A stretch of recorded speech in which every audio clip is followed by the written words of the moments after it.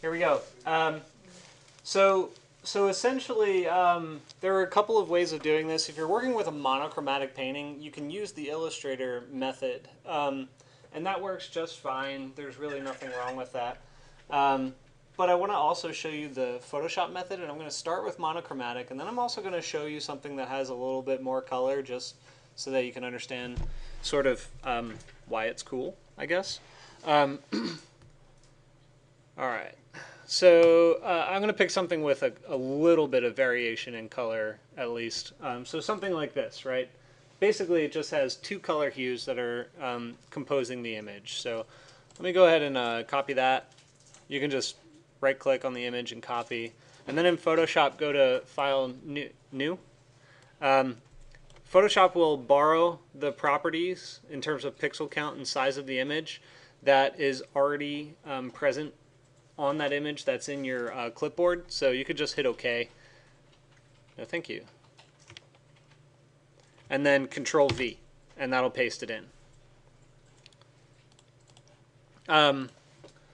So basically, you know, the reason I like doing the Photoshop method is because for me it's a little bit easier to find the actual color value.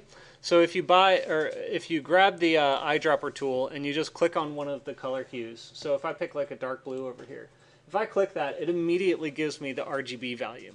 Or if I switch my my colors to CMYK or something like that, that information will pop up immediately in my color panel.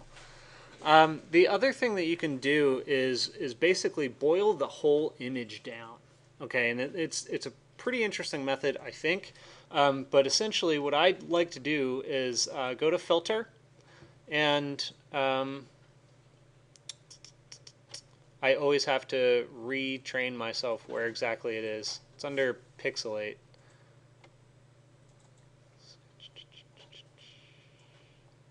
There. Pixelate around 5 years. Oh, that, yeah. Mosaic. So Pixelate Mosaic. So basically, what this is going to do is it's going to it's basically just going to split the image into sectors and then blend all of the pixels that are present in that sector together. So the cool thing about it is, as you increase the cell size, the blocks increase. So if you're trying to get a specific color palette and you don't necessarily need a gradient from one color to another, this is an interesting way of going about it. So in fact, what I'm going to do is crop this image down to an area where there's a little bit more actual color, and I'll do it there. So let's go back into that filter, pixelate, mosaic, and then pull me out a little bit. So the other thing that you should be aware of, though, is that as you go really far up, because what it's actually doing is it's taking adjacent pixels and it's actually blending them together and creating a new color with them. Basically, if you have like all of the colors on the color wheel all in this one image, you're going to get something that's dull and brown and washed out. In many cases, not all cases. So you want to pick basically a pixel count that has a good balance. And it's going to be kind of up to you to figure out where that is. Generally, you want to make sure that you have a couple of very saturated spots and then a couple ones that are kind of washed out. So yeah, I'll just hit OK on that one. So basically, this is where I'm going to start to select what my color palette actually is, and I'm going to do it in a mega simplistic way. And really, what I'm going to do is create a new file, and the point of this is to actually show the palette from the original image that I'm trying to use. So I'll make this a little bit bigger real fast. I'll just do something like, I don't know, 700 by 700 pixels. And then I'm going to take that image again and paste it here. I'll worry about cropping it later, but I'm just going to drop that in the top left corner. In case you missed that, I right-clicked it and I did free transform. That'll allow you to move it. Then you just hit enter. So I'm going to selectively grab the particular color palette that I intend to use. And it's actually been a while since I've done this. Does it borrow my color? Yeah, it does. Cool.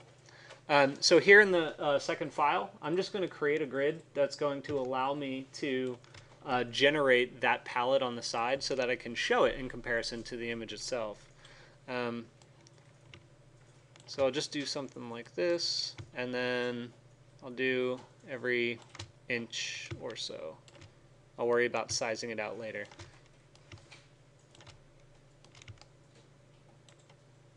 Yeah, let's just do 5. So I've got space for 1, 2, 3, 4, 5 different ones, and I'll just select them from my color palette over here. So really, I just grab the eyedropper, I click on the color that I want, either the royal blue or the goldenrod yellow, whatever it is I'm looking for, and I'll just start creating boxes with it. So here, let's see, we've got that box. And then you just drag from top left corner. Whoop, I missed it. There you go. Top left corner to there, right? And it just creates a block right there. It also will put that block on a layer, so if you want to change it, you can change it pretty easily some other time. And then I'll just kind of work my way backwards. So I'm going to try to kind of dip down into the blue. So if you really want to do a gradient, that's fine. But if you want to start to take some secondary colors out of this palette, this is a better method. But so I'm going to go down to something like that. It's more of a tan. And then go back to my box. Oops, did I miss that?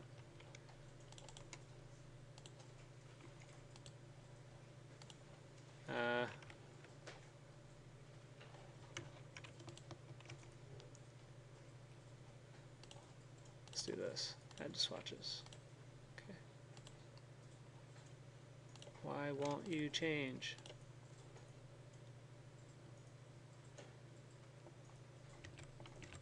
Hang on.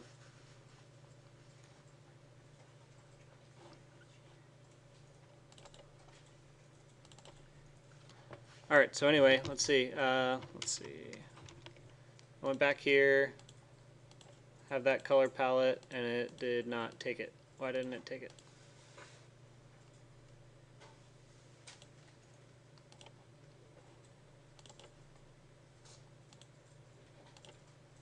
And then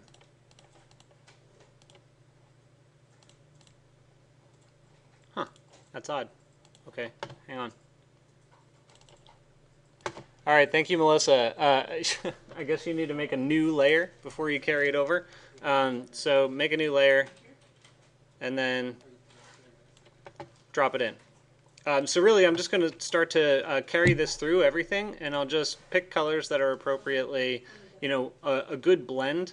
And in fact, there are some, even some slight red tones. Well, they look red on my screen, but they're not so red on up there. This screen looks pretty washed out, so maybe it's a poor example, but I'm going to grab this one right here and put something with a little bit of red in it. Darn, I didn't make that layer again. There you go.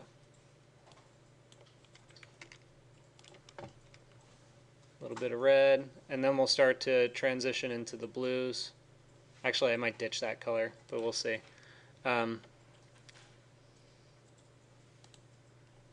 This one has a little bit of blue.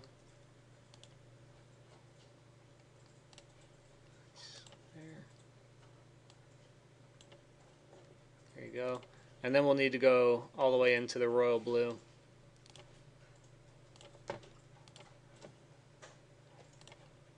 So don't shy away from one or two colors being saturated. In fact, having a more kind of washed out pastel sort of selection with a saturation is actually kind of useful sometimes, because then that saturated color becomes the basically it becomes your accent essentially. But I actually don't really like the inclusion of this red one. I think it kind of pulls away from the selection. So I just deleted that layer. I'll grab this one and then just move the bluish transition piece there, and then I might actually bring in the red, utilizing some of this more purplish color in the top left corner. I know it's really hard for you guys to see, but yes, it is purple. So I'll take this one right here and maybe start to integrate that one instead. So to me, that's fitting.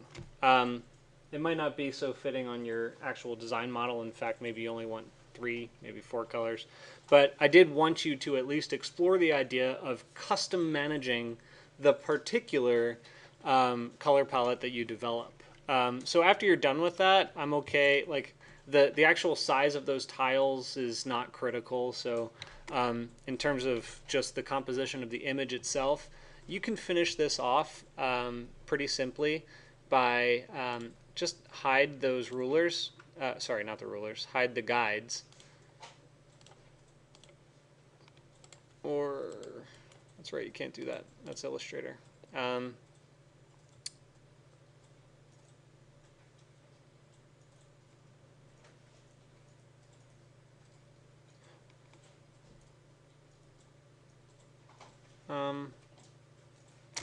Am I crazy, or did Photoshop have a hide guides?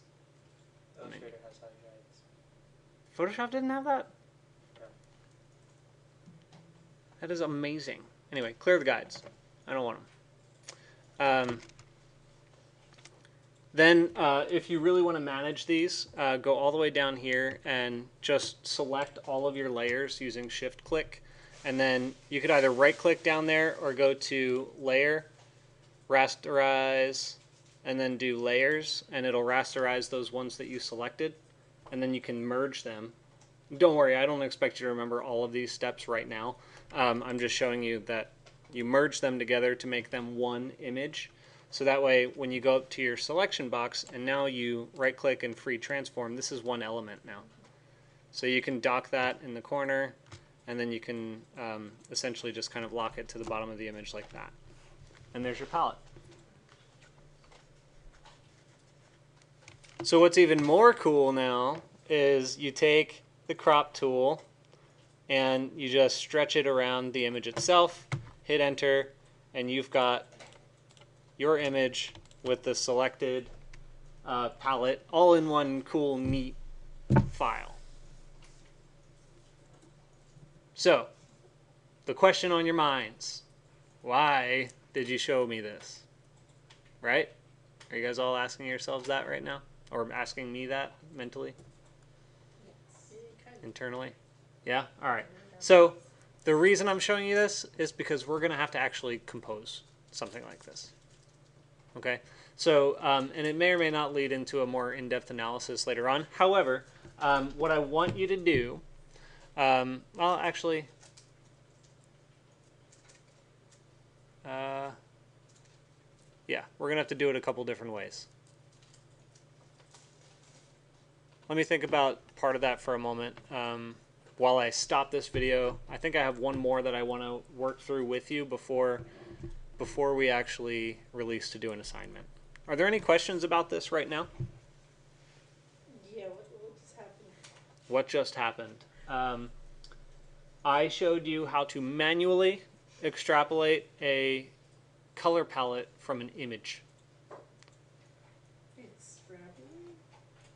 Extract. Oh, extract. Yeah. Okay, is that a helpful description at least? Yes.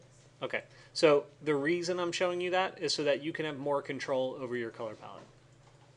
Okay, so you have the gradient function in Illustrator that I showed you, which basically is going to give you a range of colors from one color to another. This is going to allow you to build in a little bit of influence without it being too crazy, okay? As long as you pick a good image, all right? But we'll talk about that kind of in the next section, I think. But yeah, any other questions? Yes? How did you get that page? I went to Google and I grabbed, I searched for monochromatic painting. Now, monochromatic paintings are great to use to pull a color palette, but I think that it's useful to try to pick something that either has huge contrast, basically like a lot of blends of color, like something like this, right? It has a range of colors from almost white or even purely white all the way down to like a deep, deep pink. Something like this doesn't have very much of a range. Okay, this is a pretty flat monochromatic image. It's basically just yellow with a gray tone like a pencil over top of it.